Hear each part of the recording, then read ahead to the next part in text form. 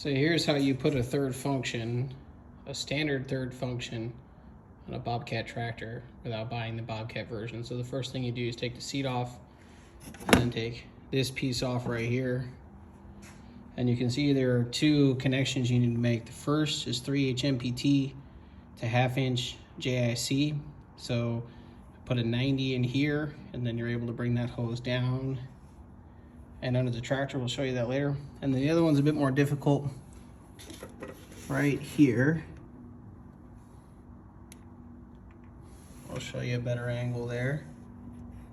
You have to put in a 93/8 MPT to 1/2 JIC, and then I put in another 90, bringing then this hose up. So this is a 1/2 inch hose. Both 1/2 inch hoses go down under the undercarriage.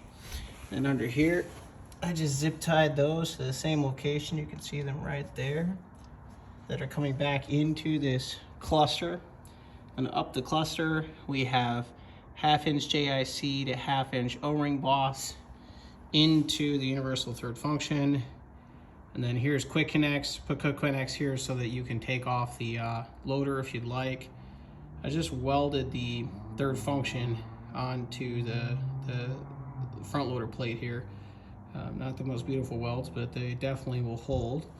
And then follow that up through the same routing as the other cables, and then ran up here to our quick disconnects. Now I didn't mount those on a plate because this cross member here has a tendency to move when you're pushing a bucket into a pile of dirt and can get pretty close to touching the brush guard there. So putting them there, folks have problems where potentially you have an interference condition. So I put them on the side here and just zip tied them to the existing cables, and then tied up the the extra slack here so you have some maneuverability on the spring there. And then of course there is the claw. The electrical is pretty simple. Up here there's a battery, and then ran a relay switch on the battery tied to accessory power. I found accessory power right back here in a harness back here that I believe was designed for a work light edition. As back in here, you can see I spliced a blue wire on that. That runs back and turns the power on, and then I have a 50 amp relay that then has a switch here for lights, but as soon as you turn the accessory power on, it'll power this. So this is powered all the time by the red and black wires that come out here. And then of course you have your button controls. You simply replace the button here.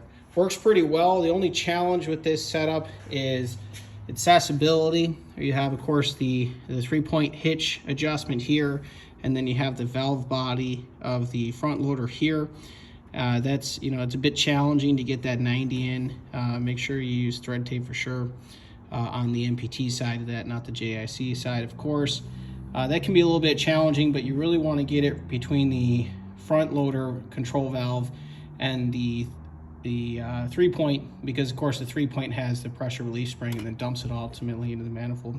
You have to pull out this hard pipe right here, which I'll show you on the bottom what that looks like.